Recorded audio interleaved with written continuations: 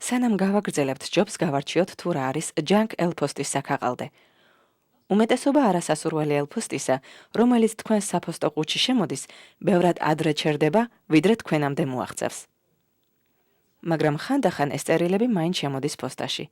და მეტიც, ხანდახან რეალური და სასურველი წერილიც კლასიფიცირდება არასასურველად და ხვდება junk პოსტაში.